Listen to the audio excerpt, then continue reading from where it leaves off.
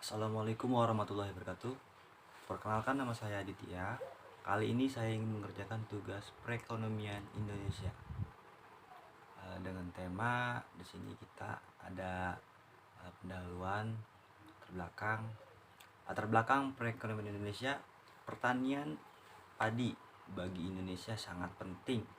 Hal ini tidak terlepas dari fakta bahwa pertanian padi merupakan penghidupan bagi sebagian besar penduduk, sementara beras merupakan makanan pokok hampir semua penduduk Indonesia. Akan tetapi tidak setiap musim panen padi sesuai dengan harapan para petani. Hal ini diakibatkan banyak faktor, salah satunya akibat serangan hama padi yang merusak tanaman padi. Sektor pertanian merupakan sektor yang mempunyai peranan strategi dalam pembangunan ekonomi nasional. Pertanian mempunyai kontribusi penting baik terhadap perekonomian maupun terhadap pemenuhan kebutuhan pokok masyarakat. Apabila dengan semakin meningkatnya jumlah penduduk yang berarti bahwa kebutuhan akan pangan juga semakin meningkat. Maka dari itu, pemerintah harus lebih serius lagi dalam upaya penyelesaian masalah pertanian demi terwujudnya pembangunan pertanian yang lebih maju demi tercapainya kesejahteraan masyarakat, khususnya petani. Produksi adalah segala kegiatan dalam menciptakan dan menambah kegunaan atau utility suatu barang atau jasa. Produksi secara luas dalam menciptakan dan menambah kegunaan bahan baku menjadi barang setengah jadi atau barang jadi. Produksi yaitu kegiatan menghasilkan sejumlah output. Produksi hasil yang diperoleh sebagian akibat dari bekerja faktor-faktor produksi. Tanaman padi merupakan salah satu bahan pangan yang memegang peranan cukup penting bagi perekonomian, yaitu sebagai bahan untuk mencukupi kebutuhan pokok masyarakat maupun sebagian mata pencaharian.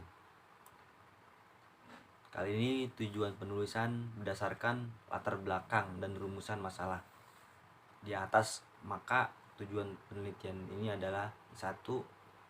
Ingin mengetahui pengaruh modal, luas lahan, dan teknologi secara simultan terhadap pendapatan petani di desa Sukamekar. Yang kedua, ingin mengetahui pengaruh modal, luas lahan, dan teknologi secara parsial terhadap pendapatan petani di desa Sukamekar. Bab 2. Pembahasan dampak peningkatan produksi pada terhadap kinerja ekonomi sektoral. Produksi diperoleh melalui suatu proses yang cukup panjang dan penuh resiko. Panjangnya waktu yang dibutuhkan tidak sama tergantung pada jenis komoditas yang diusahakan. Faktor produksi sendiri diartikan sebagai secara semua pengorbanan yang diberikan kepada tanaman agar tanaman tersebut mampu tumbuh dengan baik dan sesuai dengan baik. 1. Ada harga. Modal adalah faktor penting dalam pertanian, khususnya terkait bahan produksi dan biaya tenaga kerja. Dengan kata lain, keberadaan modal sangat menentukan tingkat atau macam teknologi yang diterapkan. Kekurangan modal bisa menyebabkan kurangnya masukan yang diberikan pada proses pertanian, sehingga menimbulkan resiko kegagalan atau rendahnya hasil yang akan diterima. Modal yaitu dibentuk kekayaan yang dapat digunakan secara langsung maupun tidak langsung dalam proses produksi untuk menumbuh output yang akan dihasilkan. Dalam pengertian ekonomi, modal adalah barang atau uang yang bersama-sama faktor-faktor produksi, tanah dan tenaga kerja menghasilkan barang-barang baru, yaitu dalam hal ini adalah hasil pertanian. Modal petani yang di luar tanah adalah ternak, cangkul, alat-alat pertanian, pupuk, bibit, pestisida, hasil panen yang belum dijual, tanam yang masih ada di sawah. Dalam pengertian yang demikian, tanah bisa dimasukkan dalam modal. Dikatakan land atau saving capital jika dengan modal tersebut dapat menghemat penggunaan lahan, tetapi produksi dapat dilipat gandakan tanpa harus memperluas area. Contohnya, pemakaian pupuk, bibit atau bibit unggul, pestisida dan intensifikasi modal dikatakan labor saving yang capital jika dengan modal tersebut dapat menghemat penggunaan tenaga. Contohnya, pemakaian traktor untuk membajak sawah, mesin penggiling padi untuk memproses padi menjadi beras, pemakaian untuk pengembangan dan sebagainya. Umumnya, istilah modal selalu dikatakan dengan uang, selalu dikaitkan dengan uang, sehingga jika tidak ada uang maka tidak ada modal. Padahal pengertian modal bukan hanya yang meliputi uang. Modal dalam pengertian fisiknya, modal diartikan sebagai sesuatu yang melekat pada faktor produksi yang seperti mesin-mesin dan peralatan-peralatan produksi dan kendaraan. Selain itu, modal juga dapat berupa dana untuk membeli segala input variabel untuk digunakan dalam proses produksi guna menghasilkan output. Apabila modal digunakan banyak, maka produk yang akan dihasilkan juga akan meningkat. Unsur pokok dari sistem produksi yaitu modal. Modal merupakan unsur produksi yang secara aktif menentukan tingkat output.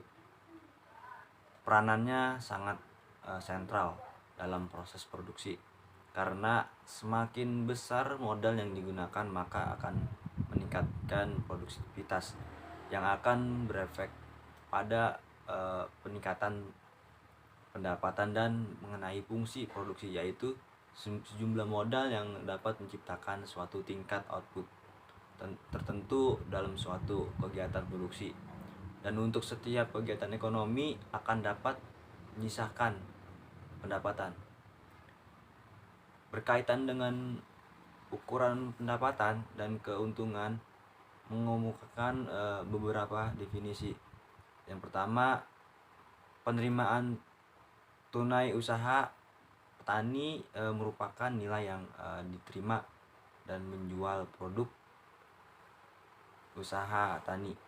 Yang kedua, pengeluaran tunai usaha tani adalah jumlah yang dibayarkan untuk pembelian barang. Yang ketiga, ada pendapatan tunai usaha adalah produk usaha tani dalam jangka waktu tertentu, baik yang dijual maupun tidak dijual. Yang keempat, penerimaan total usaha tani merupakan nilai semua yang habis terpakai atau dikeluarkan dalam produksi termasuk biaya yang diperhitungkan. Yang kelima, ada pengeluaran total usaha tani merupakan selisih antara penerimaan kotor usaha tani dan pengeluaran total usaha tani secara harfiah. Dapat didefinisikan dari pengurangan nilai yang diperoleh dengan biaya yang dikeluarkan. Masalah mengenai modal dapat menghambat peningkatan usaha karena adanya kelangkaan di dalam ketersediaan modal. Jumlah modal yang digunakan dalam usaha, rendahnya pendapatan akan mengakibatkan juga rendahnya kemampuan masyarakat untuk menabung. Ada juga yang kedua, dampak perubahan harga beras terhadap kinerja ekonomi sektoral. Salah satu penyebab mahalnya harga beras adalah menurunnya pertumbuhan produksi padi antara lain akibat imbas dari perubahan cuaca. Dampak peningkatan produksi terhadap pendapatan dan kesejahteraan golongan rumah tangga. Secara umum, simulasi yang menyerap tenaga kerja rata-rata dilakukan mampu meningkatkan sebesar 0,67% dari tabel yang menyerap tenaga kerja seluruh sektoral. Terlihat bahwa penyerapan tenaga kinerja ekonomi lebih tinggi dibandingkan cabang industri di industri yang dengan kondisi yang bersalin, seperti dapat berbasis pertanian atau agroindustri, seperti dilihat pada tabel 4 pada simulasi, yaitu industri pengolahan dan pengawetan melalui peningkatan investasi pada makanan, industri tepung, industri gula. Sektor industri mampu meningkatkan industri gula dan industri makanan menyerapkan tenaga kerja rata-rata lainnya pada kesempatan simulasi yang sebesar 1,03%. Dampak kebijakan harga beras dan produksi padi terhadap perekonomian Indonesia. Dampak kebijakan harga beras pembelian pemerintah seperti yang dijelaskan sebelumnya. Kenaikan HDPV dimaksudkan untuk melindungi petani sebagai produsen beras, yaitu agar mendapatkan harga yang layak. Pada tabel 1 dapat kita lihat bahwa kebijakan kenaikan harga beras berdasarkan sebesar 15% dari harga rata-rata kebijakannya yang telah diterapkan berdampak pada peningkatan produksi padi di Indonesia. Dampak kombinasi kebijakan harga beras berdasarkan pembelian pemerintah. Kombinasi kebijakan HDPV berdampak pada peningkatan produksi di Indonesia akan berdampak pada peningkatan penawaran beras di Indonesia. Namun, peningkatan produksi beras di Indonesia telah dapat mengurangi jumlah impor. Hal ini terjadi karena model ataupun data tidak dapat menangkap fenomena waktu dengan baik, karena untuk impor biasanya ada lagi waktu sejak dari pesan sampai barang tiba di Indonesia. Kombinasi kebijakan ini juga akan berdampak pada peningkatan pendapatan